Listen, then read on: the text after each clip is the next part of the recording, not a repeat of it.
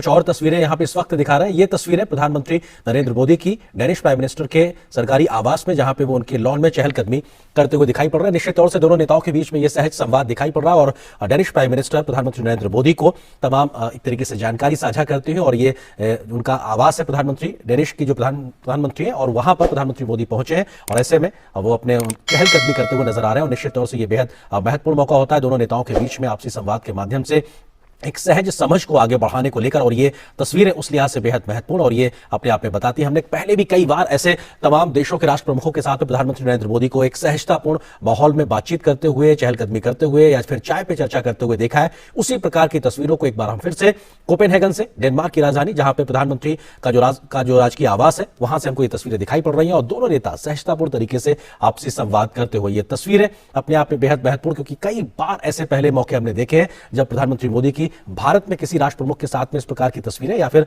जब वो कहीं विदेशी दौरे पे होते हैं तो इस प्रकार की एक सहज संवाद की स्थिति देखने को मिलती है।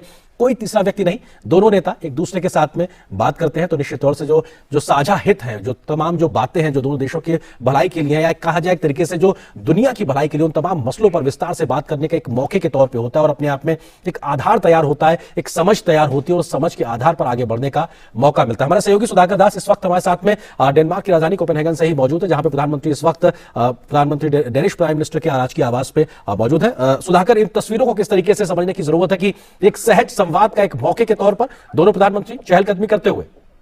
बिल्कुल आनंद, आपने सही कहा। और भारत डेनमार्क रिश्तों की एक नई तस्वीर है, ये नई एक तरह से नया अध्याय है आप कह सकते हैं। ये सिर्फ केमिस्ट्री नहीं है, बल्कि ये दोस्ती की एक नई इबारत लिखी जा रही है। जिस सहज तरीके से दोनों नेता संवाद कर रहे हैं, और हम देख सकते हैं कि एक इनफॉर्मल तरीके से, और ये एक दूसरे को समझने समझाने की कोशिश।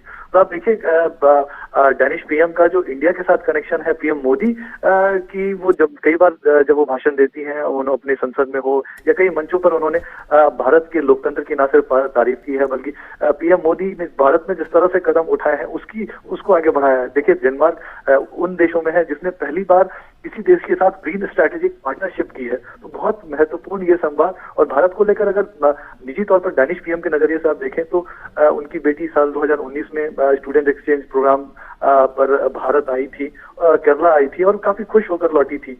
लगातार पीएम फ्रेडरिक्सन पीएम मोदी को, चाहे उनकी चुनावी जीत हो या अन्य अवसरों पर, उनको बधाई देती रही हैं। तरह से बहुत गहरा संवाद उन दोनों के बीच होता रहा है। कोविड के दौरान काफी बार संवाद हुआ दोनों नेताओं के बीच। कोविड के बाद अगर कोई फर्स्ट लीडर जिसने इंडिया विजिट किया था तो वो डेनिश पीएम थी। तो आप समझ सकते हैं कितना आत्मीय संबंध दोनों नेताओं के बीच है। और जाहिर तौर पर इस संबंध की वजह से भारत डेनमार्क रिश्तों को एक तरह से न सिर्फ मजबूती मिल रही है, बल्कि एक नया अध्याय भी उसकी वजह से लिखा जा रहा है। जी सुधाकर, ये जो एक आपसी समझ होती है दो देशों के राष्ट्र प्रमुखों के तौर पे, जब वो एक सहज संवाद करते हैं, ये कितना एक मददगार एक आधार तैयार करता है उस ठोस बातचीत के लिए जो अब से कुछ देर बाद शिष्टमंडल स्तर के आधार पे होगी। क्योंकि एक नेताओं के बीच की समझ, देशों के एक दूसरे की जो हित है उसके बारे में, एक दूसरे के बारे में कंसर्न्स को समझना, ये एक तरीके से मौका देता है आगे बढ़ने के लिए, जमीन तैयार करने के लिए। बिल्कुल। देखिए, हम जानते हैं कि पीएम मोदी किस हम्बल बैकग्राउंड से आते हैं, किस तरह से गरीबी में उनका संघर्षों में जीवन बीता, और आज वो जो कुछ भी कर रहे हैं उसमें कहीं ना कहीं जो समाज में सबसे निचले पायदान पर जो व्यक्ति है उसमें आत्मविश्वास भरने की कोशिश रहती है उनकी तमाम नीतियों में। और अगर डेनिश पीएम की भी बात करें आर्यन, तो वो भी काफी हम्बल बैकग्राउंड से रही हैं। उनके पिता एक टाइपोग्राफर थे, उनकी माताजी एक टीचर थी। तो निश्चित तौर पर ये दोनों ऐसे नेता हैं जो जमीनी जो समस्याएं हैं उनको समझते हैं, उनको दूर करने का तरीका जानते हैं। और शायद यही वजह है कि दोनों नेताओं के बीच इस तरह की एक जो बेहतर केमिस्ट्री बनी है। और निश्चित तौर पर लगातार 2020 में ग्रीन स्ट्रैटेजिक पार्टनरशिप भारत के साथ हुआ था डेनमार्क का। उसके बाद साल 2021 में डेनिश पीएम ने भारत विजिट किया था। हमने देखा कि किस तरह से अगले 5 वर्षों के लिए ग्रीन स्ट्रैटेजिक पार्टनरशिप को आगे बढ़ाया जाए, उसमें क्या short term long term goals हो सकते हैं उसको तय किया गया है।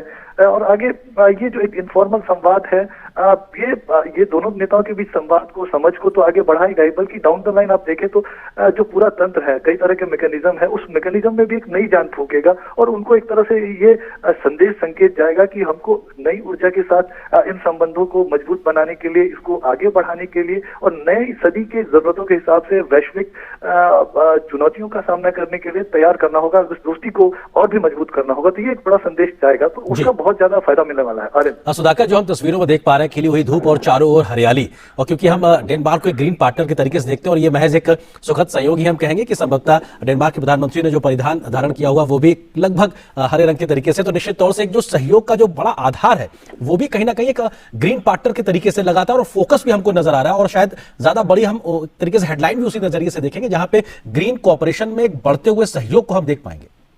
जी बिल्कुल। और अब देखिए आनंद, एयरपोर्ट पे किस तरह से डैनिश पीएम वो पहुंची, उन्होंने पीएम मोदी का स्वागत किया, घर पर वो अपने हस्बैंड के साथ, पति के साथ उन्होंने पीएम मोदी को रिसीव किया। तो वो कोई भी मौका नहीं छूटना चाहती है, पीएम मोदी कंफर्टेबल रहे।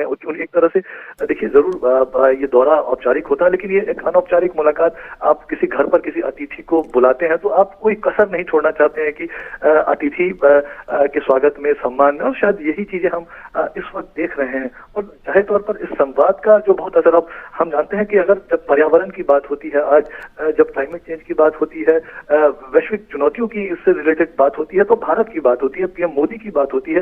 पेरिस समझौते को जिस तरह से लेटर स्पिरिट में भारत ने आगे बढ़ाया है, जिस तरह से पीएम मोदी का कमिटमेंट रिन्यूएबल एनर्जी को लेकर है, सिर्फ कमिटमेंट ही नहीं है, भारत ने 2022 तक के जो रिन्यूएबल एनर्जी के लक्ष्य को चाहे हासिल किया हो, चाहे साल 2030 तक 40% से ज्यादा जो रिन्यूएबल एनर्जी का जो कंपोनेंट ऊर्जा एनर्जी सिक्योरिटी में रहने वाला है, तो एक बहुत महत्वपूर्ण है।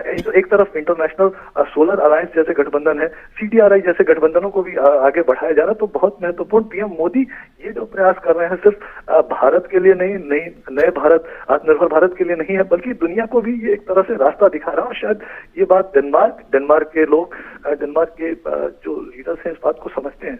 वो निश्चित तौर पर बहुत अहम मुलाकात, जाहिर तौर पर अभी जो बातचीत हो रही है, तो मुझे जरूर लगता है कि द्विपक्षीय संबंधों को लेकर बातचीत तो हो ही रही होगी, बल्कि एक तरह से अब कैसे एक और नई चांद फूंक सकते हैं। एक नई शुरुआत पहले ही हो चुकी है, और लेकिन उसकी रफ्तार और कैसे बढ़ाई जा सके, उसमें और भी एलिमेंट्स कैसे जोड़े जा सके, उसकी चर्चा हो रही होगी। सुधाकर, आप हमारे साथ बने रहिए। खास मेहमान हमारे साथ विवेक मिश्रा जी भी बने हुए, फेलो ORF के। विवेक जी, किस तरीके से आप इन तस्वीरों को समझने की कोशिश करते हैं, क्योंकि एक दो नेताओं के बीच में जब आपसी सहज संवाद दिखाई पड़ता है तो तमाम मसलों पर एक समझ को विकसित करने के एक मौके के तौर पे भी होता है, और प्रधानमंत्री मोदी को डेनिश प्राइम मिनिस्टर द्वारा अपने घर पर रिसीव करना, ये भी अपने आप में एक दिखाता है कि साहब किस स्तर पे डेनमार्क भारत के प्रति उत्सुक नजर आ रहा है उसके साथ सहयोग बढ़ाने को लेकर। विवेक जी। अब देखिए, पर्सनल केमिस्ट्री और विदेश नीति, इनको साथ लाना ये मोदी साहब ने काफी बार बहुत ही अच्छे से किया है। आपको अगर याद होगा, बराक ओबामा आए थे तो उन्होंने हमें लग रहा है कि वहां पे बहुत सीरियस बातें चल रही हैं, हो सकता है चल रही हैं, लेकिन ओबामा को उन्होंने ये भी पूछा था, ओबामा ने मोदी साहब से ये भी पूछा था कि आप कितने घंटे सोते हैं। तो इनफॉर्मल कम्युनिकेशन से ये होता है कि एक आइस ब्रेकिंग हो जाती है, और बाकी डेलीगेशन जो है उसमें सीरियस एजेंडा है ही, लेकिन उस बात के अलावा एक पर्सनल केमिस्ट्री जो है, यहीं पे उसकी नींव रखी जाती है, जो पीपल टू पीपल रिलेशन है। यहाँ पे अगर लीडरशिप में एक अच्छी पीपल टू पीपल रिलेशनशिप की झलक मिले, तो बाकी पीपल टू पीपल रिलेशनशिप ये बहुत आसान हो जाता है। तो मेरे ख्याल से ये जो भारत की नीति में खासकर दिखाया गया है कि डियास्पोरा जो है, भारत के मूल के लोग जो हैं, उनसे इंटरेक्शन जहां भी प्राइम मिनिस्टर मोदी गए हैं वहां किया है, और उनके लीडर से भी पर्सनल अनऑफिशियल बातें की है। तो इससे एक बहुत ही चैनलाइज्ड वे में विदेश नीति और जो पर्सनल केमिस्ट्री है, ये इसको साथ लाया है। तो मेरे ख्याल से ये जो कम्युनिकेशन, जो हम तस्वीरें देख रहे हैं, इससे ये पता चल रहा है कि बहुत ही बातें सरल हैं, और जो एजेंडा, सीरियस एजेंडा है, उसके लिए एक डेलीगेशन ऑलरेडी है, सब कुछ लाइंड अप है, और लीडरशिप अगर एक इजीनेस दिखे लीडरशिप दोनों तरफ की लीडरशिप में, तो ये दोनों देश के बायलैटरल बहुपक्षीय नीति के लिए बहुत ही अच्छी बात। जी विवेक जी, जिस बात का आपने जिक्र किया कि हमने देखा कि ऐसी तस्वीर हमें पहले कई राष्ट्र प्रमुखों के साथ प्रधानमंत्री मोदी की देखी, आपको लगता है कि उनके विदेश नीति का एक अहम हिस्से के तौर पर किस तरह से पर्सनल केमिस्ट्री डेवलप करते हैं, जो शायद दोनों देशों के संबंधों को मजबूत करने में मददगार भी साबित होती है? ये बहुत जरूरी होता है, क्योंकि आप देखिए, लीडरशिप आपको